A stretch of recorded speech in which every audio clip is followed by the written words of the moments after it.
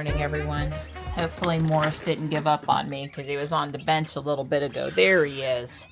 Sorry you can't see him. He hopped down from a tall chair. Come on, buddy. That was a nice stretch, Marty. Come here, Morris. Come on, buddy. Good morning. I took him out food, though, like at 11 or 12. So please don't ever think that he's, going a long time without food, because he's not. I know you guys know I take good care of them. He's thought about coming in the door the last few days. I've had an experience where I got one of the guys, and I don't even remember which one it was now, to come in, and they got scared, and they basically were hitting their head on the back glass window there trying to get back out, and I don't want to torture him. Yep, just be bopping around doing the rest of my chores. Not a lot to water, but obviously fountains and birds, and I did the hummingbird feeder today and stuff like that. Don put my Halloween windsock up yesterday. I can't quite reach the flagpole to get it down, so I'm always asking Tall Boy to do that for me. I don't know what else I was going to say, but yeah, it's pretty nice out here. It's supposed to be a high around 80, and it started off, cool, and there's less humidity, and it's just, it's pretty darn nice out here. Oh, we got bacon going in the house. It smells like bacon inside. It's always a good morning when the house smells like bacon. Hey, Gray. Hello. Here's the canned stuff, but I'll bring you in some chicken just as soon as I get it deboned, okay? Good girl. Good girl. Like I said, the smell of fresh bacon on a Saturday morning all through the house is a good thing. I agree 100%. Wowzer. Thank you, sweetheart. You're welcome.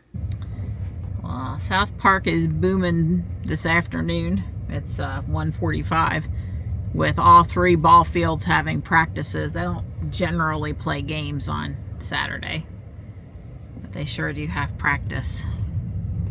We're fixing to go inside and do our workout like we said we would. That's right. We didn't go yesterday. We were going to go today. There's a white Y on the right and a Quicksilver here on the left. With white interior. Yeah, wrong wheels, but close. Right. Different wheels. Well, now look at this cute little thing. Up here at the bus stop, she is very cute, and there is an adult with her. What the hell's going on up there? I think you're going to have to move that before you drive up there. I'm thinking you're right. Sorry. It didn't come down on the car though, so No, that's when you say thank you for giving me a chance. Now this is the wife. Make sure you throw it 30-20 feet, away from the driveway on this side. Yes. Or I'll make you move it twice. So we got a software update. What's it gonna give us? Okay, I'm confused. You said there's a software update. It's a little timer thing. Okay. Yeah. That's the good one. 2025.32.3.1. Yep. All right. Well, That's install now. Cool. We don't like waiting the 2 minutes. Are we serious? Uh-oh. That's fine. Well, my battery on my Google Pixel 6 phone, basically it dies in like 10 minutes or less. After you unplug it, it says 100%, but then it dies very quickly. You may remember I put a new screen on this phone back, I don't know, a year ago, maybe not quite that long. I had to find, and at that time I had bought a spare display adhesive. This is like the adhesive around the outside, and I also bought this kit from iFixit, and it was a worthwhile kit. They didn't sell me one thing and it wasn't really necessary, which is this plastic filled with some kind of gel that you heat up in the microwave, and then you can lay it on the phone, and it heats the screen up so that that helps release the adhesive. I found that not very effective. I don't have a microwave, so I couldn't really heat it up. They did include guitar picks and a real spudger and stuff. Well, I went to iFixit to buy a battery, and they don't sell just the battery. Best I could tell you, they sell you this kit again with the battery, and it's $55. And I said, well, I don't want to do that. So I went to Amazon, and for $16, maybe $17, $16.97 or something like that, I bought a battery. So I'm going to basically repair it. But this battery is supposed to have, this kit's supposed to have all these tools and stuff in it. And I've watched a couple of YouTubes now, and it doesn't seem to be very much. Yeah, look, so they've basically given me another gasket, which is good. They give you the thing to go help slip underneath the battery, and these also slip under the battery, best I could tell, although the couple of videos guys didn't know what these did. And then they give you instructions. Well, that's nice. It looks like a real Pixel 6 phone. And then they give you another suction cup. Oh, and look, they give you a reset thing. Those things are really handy. Wow. Okay. And a battery, and they give you a little tool. Again, this was like $17. I'll get the price exactly, but it had a lot of I think like 600 reviews. 600 4-star review. What anyway? It wasn't. It was, what do they call that? Crowdsourcing. Basically, a lot of other people have been successful, so I'm going to give it a shot. Stay tuned. Well, it was really easy. The screen popped right off because the battery has swollen so much that it actually separated the screen from the seal. I don't know if I'll be able to reuse the seal or not. I've got a little carried away. The instructions actually that came with it very well match the phone. They're not some generic thing. Somebody actually took pictures of a Pixel 6 to write these instructions. So I would say I'm impressed that the instructions, and it followed basically with the YouTube videos, a couple of videos I've watched. But anyway, I'm going to continue on here.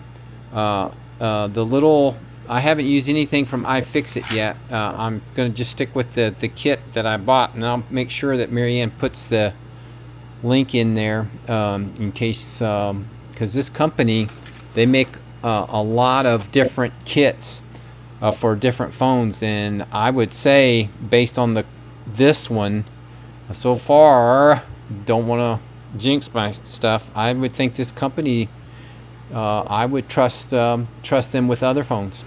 Well, there it is, back together. This is, I guess, a Vimon is the company. That's. I remember it started with a V. I've got to tell you, their little kit worked really well.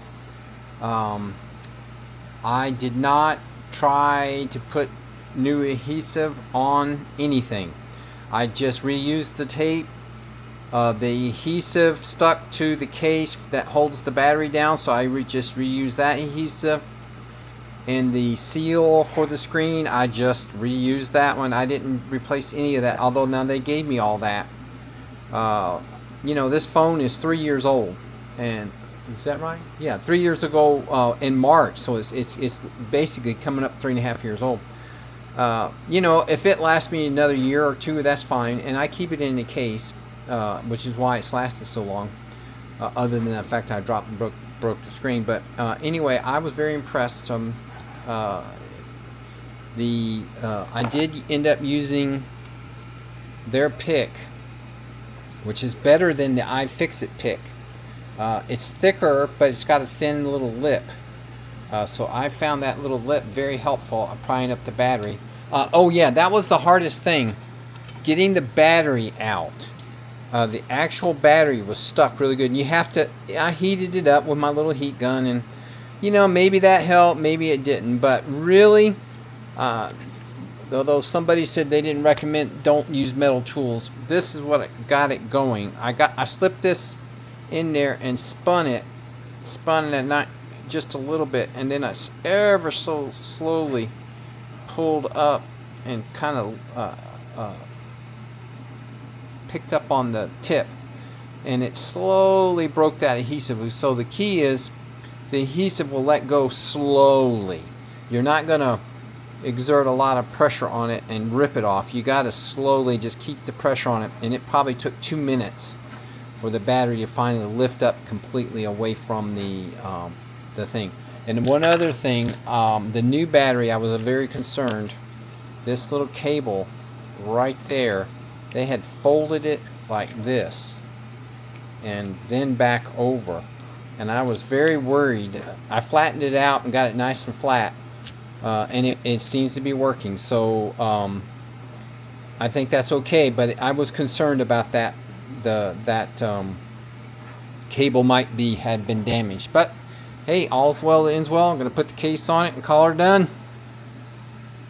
I was going to start on this Lego project tonight until I realized that it's really only half a building wide. I knew I needed 2 of the haunted mansions that came out this year to do it, and I thought I might be able to do it with 1 and bricks I had lying around. Probably really could have. Seriously. But it's only half a building wide, so I kind of pulled back from doing that. Yet, I don't want to build it how it, the default build, this build. I don't really want to build it like that. It's just, in comparison to my other houses, it's just too small.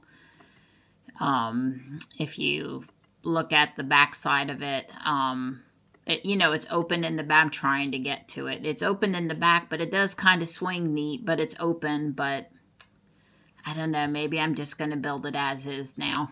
But I kind of wanted to do a super build. I really did. But that's nighttime assisting me, isn't it? Yeah, thanks, babe. I don't know. I guess I'm going to have to think about it some more. And then it took me so long to think about it that my time for the lasagna to reheat and stuff, it's just, I've got to quit. So I got to quit before I get started. Oh, well. I'm still waiting on a few parts to do the spooky tree for the back side of this side.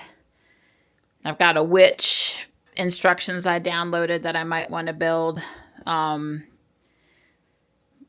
But that requires, pulling parts from lots of bins and making a lot of noise and dawn snapping. And anyway, I guess we're not doing Legos tonight.